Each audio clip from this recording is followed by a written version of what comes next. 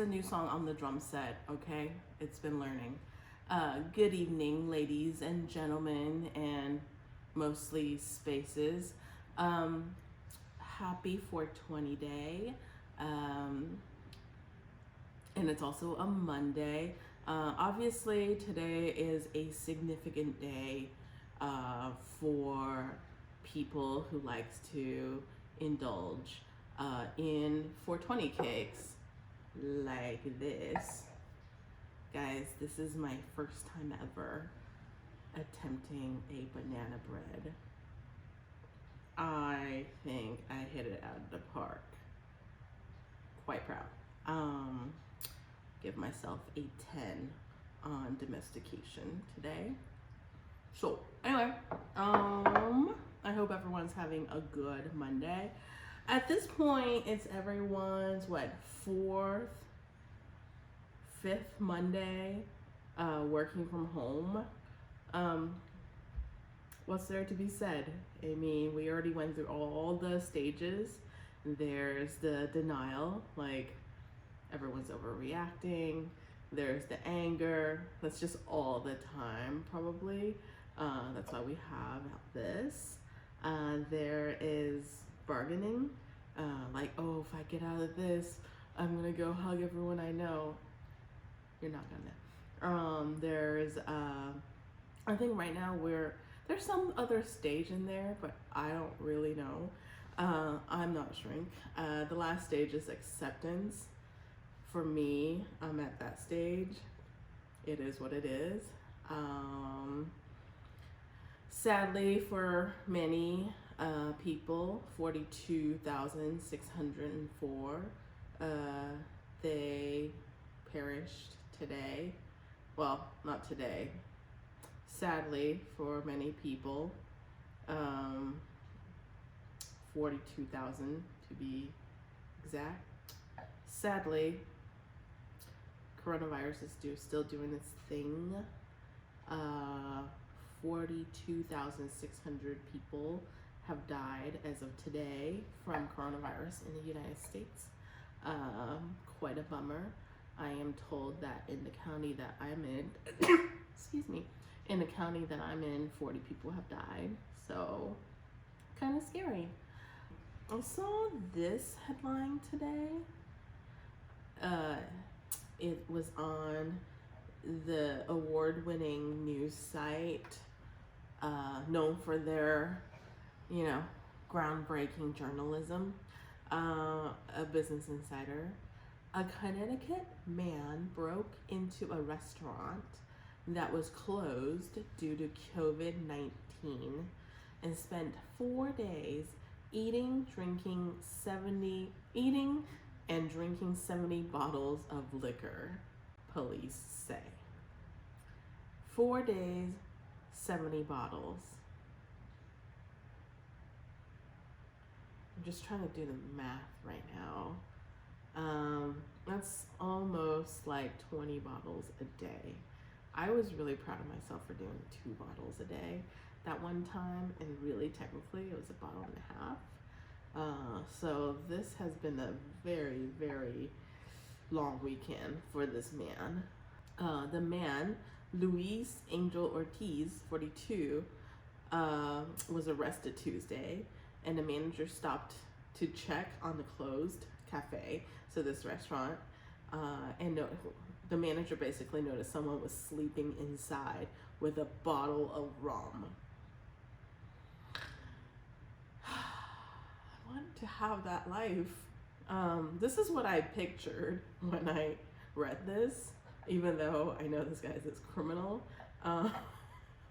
Just like, I just picture someone like face planted into like the pantry. And also, for some reason, before they told me that it's like a restaurant called Sol de Cuba Cafe, I really thought that it has to be in a cheesecake factory. And I gotta say, if you're gonna be caught in that compromising, well, not really compromising, more like heroic, except it's a felony position, what restaurant would you want to be caught dead in? Like, Cheesecake Factory, I think, has it going on because it's got abundance. Um, Olive Garden, unlimited soup and breadsticks. That's weirdly respectable, I think. I mean, if you're like in like a post apocalyptic world, you could do worse than to like hold up in like a restaurant that's been closed and it has all the supplies. Um, like, would you want to be stuck? Like, do you really want to be stuck in like a dry aged steakhouse? Because then you'd have to like prepare the meat yourself, and what if you don't honor? What if you don't do the meat correctly and you don't honor the animal? It's gonna be a dilemma. So I looked up the place that he was caught in, this Sol de Cuba cafe. This is the food they serve.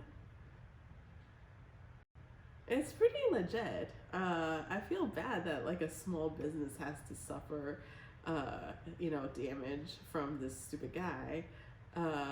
Because yeah, that food looks really good, especially on 420. And then this is the picture of the guy, and okay, so that brings me to my other segment that I did the other day. Has anyone does anyone remember seeing the movie Curly Sue? So when I saw this guy's picture, I just immediately thought back to the movie Curly Sue because it was about, spoiler alert, sorry, I mean calm down. It's been 20 years since that movie came out. If you haven't seen it, you weren't gonna see it. So the whole plot of Curly Sue is Bill Murray and this really cute little girl, his daughter in this movie. They are homeless and they're also scam artists. And so I think basically Curly Sue is the little girl's name. She has curly hair. This is before irony is a thing. And they ran into this lady, I want to say Andie MacDowell, basically through comedy of errors or whatever, somehow Curly Sue brought Bill Murray and Andie MacDowell together in a romantic comedy kind of situation.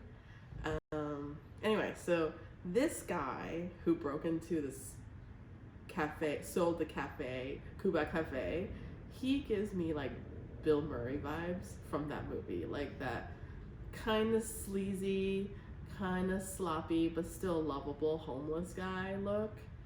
As a side note, I was doing some research for this blurb that I just did. Turns out it's not Bill Murray who's the star of the movie at all. It's Jim Belushi.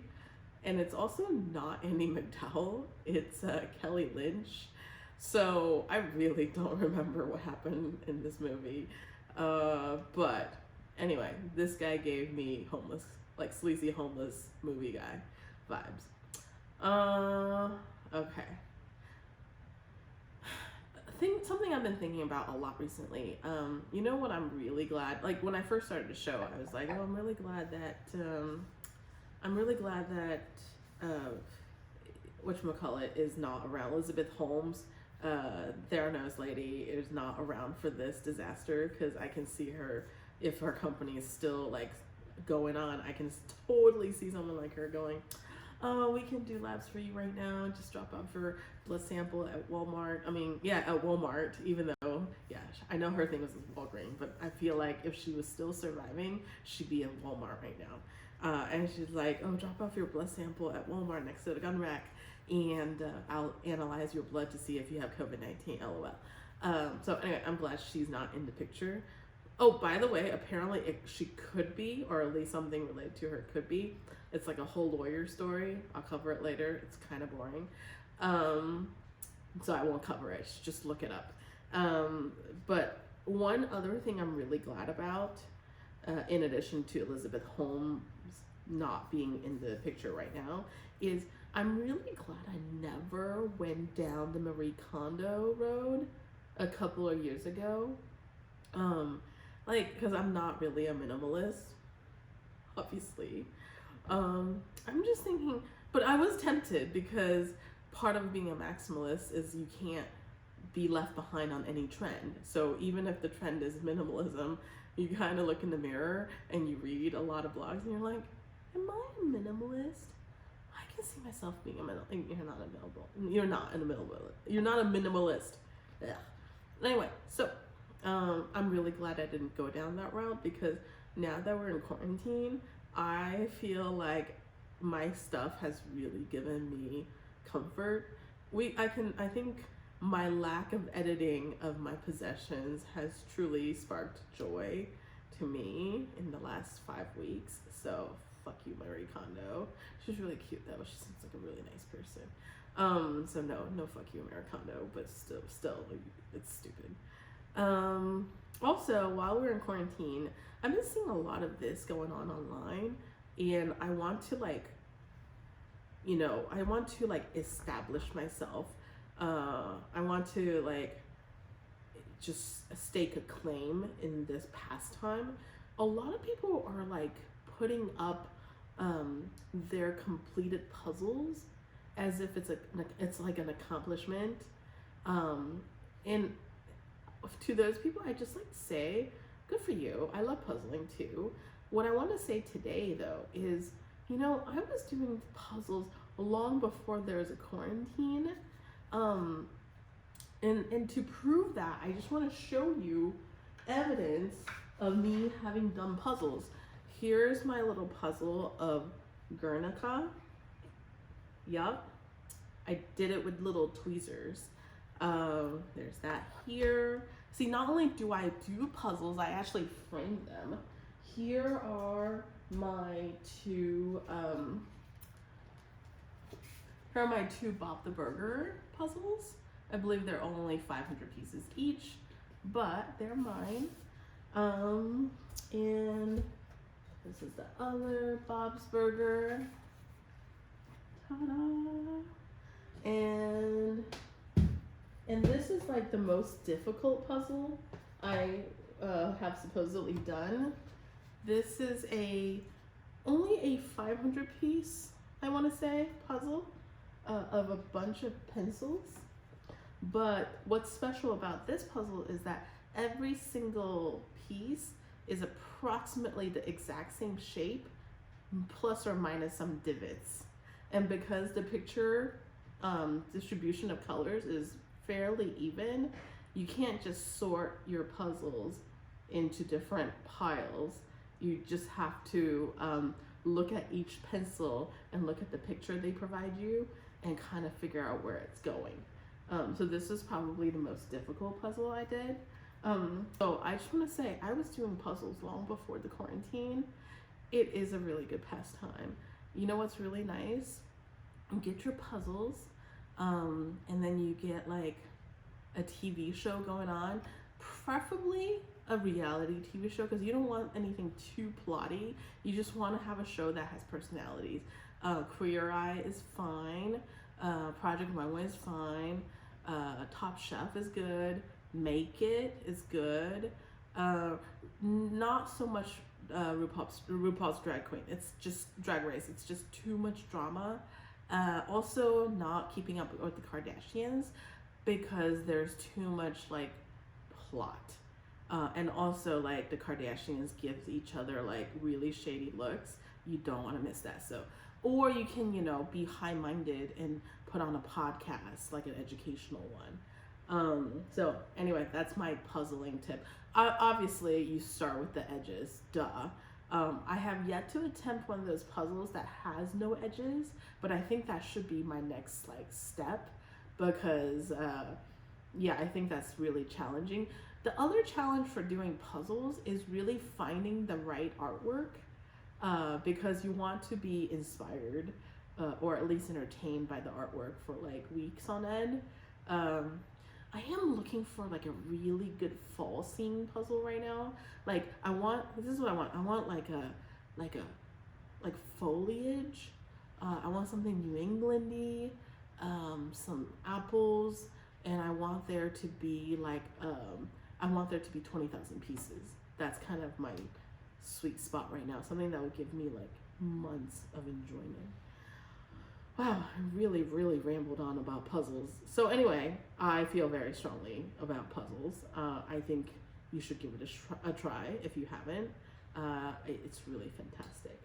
Um, so I think that's my show tonight. I'm gonna sign off. I have to resist this loaf of 420 cake.